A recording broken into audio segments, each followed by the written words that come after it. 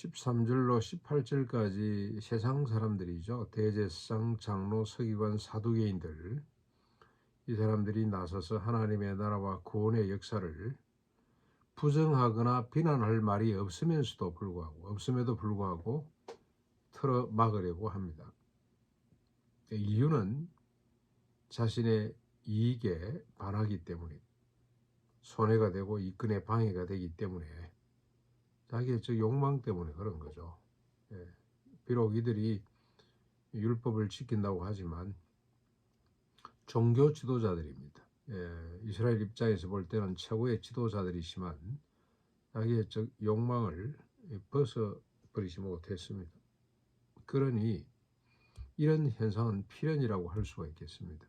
하나님의 뜻대로 하나님의 나라 구원의 역사를 이어가는 하나님의 백성의 입장에서는 이런 위협과 이런 틀어막음과 구금과 비난과 또 고통은 필연이라고 할 수가 있습니다.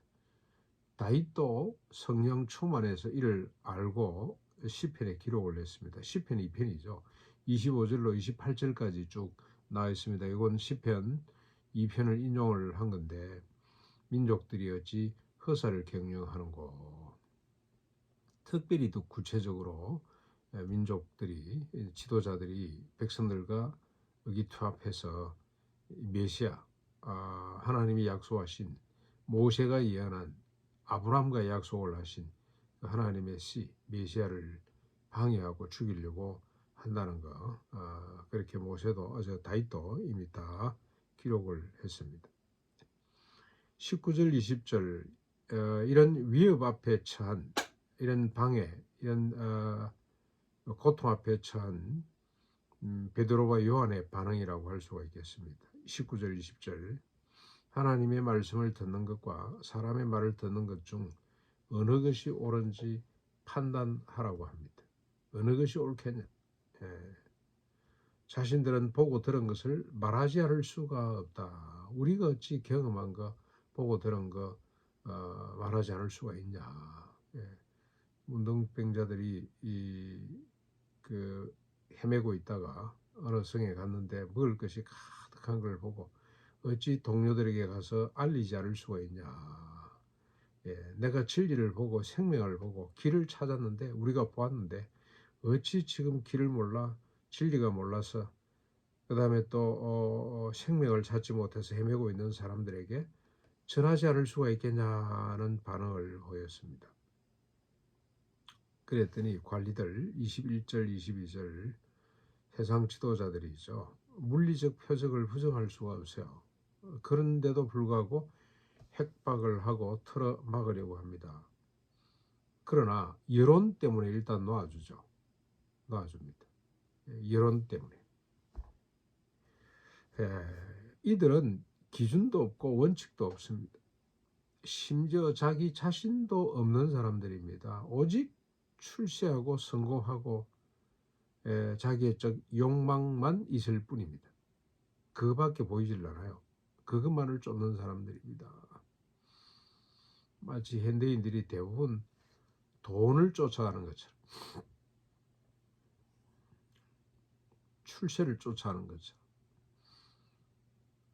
정치권에 있는 사람은 권력 그 자체가 목적인 사람인 것 같아요. 그래서 어떻게 보면 자기 자신도 없어요. 어제까지 이 말 했다가 오늘 말을 바꾸고, 그런 걸 보면 저 인간이 왜 저러지? 부끄러운 줄도 모릅니다. 그게 잘못됐다는 것도 몰라요. 참 보면은 이해 안 가는 행동들을 많이 하는데, 왜 그러냐? 권력을 쫓기 때문에 그렇습니다. 자기 양심도 없습니다.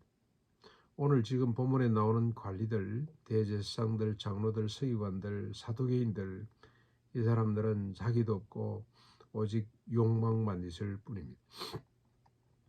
자, 이렇게 위기 앞에 선 제자들의 행동이 쭉 31절까지 나오는데, 22절, 23절, 24절 한 마음으로 소리 높여 하나님께 간구합니다.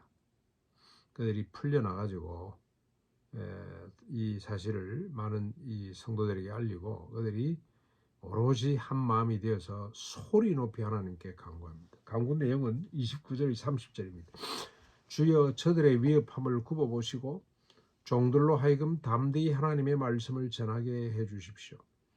30절 손을 내밀어 병을 낫게 하시고 표적과 기사가 거룩한 종 예수의 이름으로 이루어지게 하십시오. 왜 그렇습니까? 이 땅 위에는 길을 찾고 진리를 찾고 생명을 구하는 사람이 너무 많기 때문에 병들어서 고통 가운데 처한 사람들, 성전에 들어가 보지도 못하고 성전 미문에 앉아서 평생토록 구걸하면서 살아가야 될 사람들이 너무너무 많기 때문에 하나님께서 우리 주님이 행하셨던 그 표적과 기사가 우리들 손을 통해서 계속 나타날 수 있도록 주의 이름으로 계속해서 하나님의 나라가 이루어지도록 해주십시오 하고 간절히 기도했습니다. 우리를 살려주십시오. 이 위기를 지나게 해주십시오. 그런 기도가 아니고 계속해서 하나님 말씀을 전하고 하나님의 나라가 이어져 갈 수 있도록 해주십시오라고 간절히 간구하고 있습니다. 가난농군학교도 우리 일가수도도 마찬가지입니다만 우리에게 먹을 걸 주십시오. 빚을 청산하게 해주십시오. 이런 기도보다도 하나님의 뜻, 하나님의 나라와 하나님의 의를 먼저 구하라고 하는 이게 모토인데 하나님의 나라가 계속해서 펼쳐지도록 해주십시오라는 기도를 우리가 온전히 해야 됩니다. 그러면 나머지 건 저절로 따라오는 거거든요. 근데 거꾸로 돼가지고 우리가 먹고 살 수 있도록 해주십시오. 우리가 빚을 청산할 수 있도록 해주십시오. 그러면 차라리 팔고 그냥 빚 청산하고 퇴직금 정산하고 그냥 끝내는 게 더 맞겠다는 생각이 들어요. 그러나 그렇게 기도하는 것이 아니고 이 학교를 통해서 하나님의 뜻, 하나님의 말씀, 하나님의 나라와 하나님의 의가 펼쳐질 수 있도록 해주십시오. 그렇게 간절히 기도해야 될 줄로 믿습니다. 아무튼 제자들이 하나님 우리를 불쌍히 여기서 구원해 주십시오. 저 원수들 우리를 위협하는 저 세력들이 없어지도록 해 주십시오. 그렇게 기도하는 것이 아니고 하나님 말씀이 전거될 수 있도록 중단되지 않도록 손을 내밀어 하나님의 나라 역사가 펼쳐질 수 있도록 주의 이름으로 펼쳐지도록 해 주십시오. 그렇게 간절히 기도했습니다. 기도의 결과가 어떻습니까? 오늘 하나님의 백성들 주님이 약속하셨도 세상 끝날까지 내가 너희와 함께 할 것이다.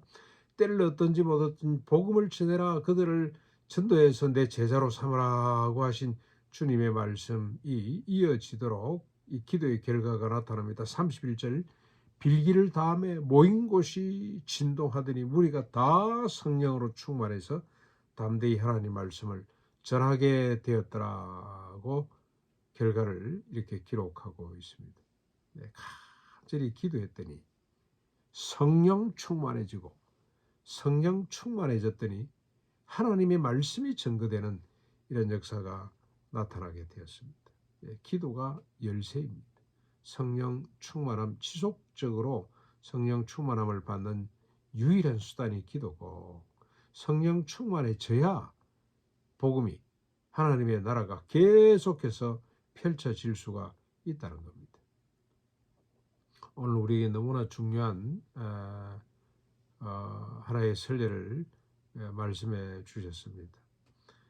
성령으로 모순되고 갈등이 넘치는 위협이 넘치는 이 세상과 담대히 싸워 이길 수 있도록 계속해서 하나님의 나라가 추구되며 복음이 증거될 수 있도록 이렇게 살아갔으면 좋겠습니다.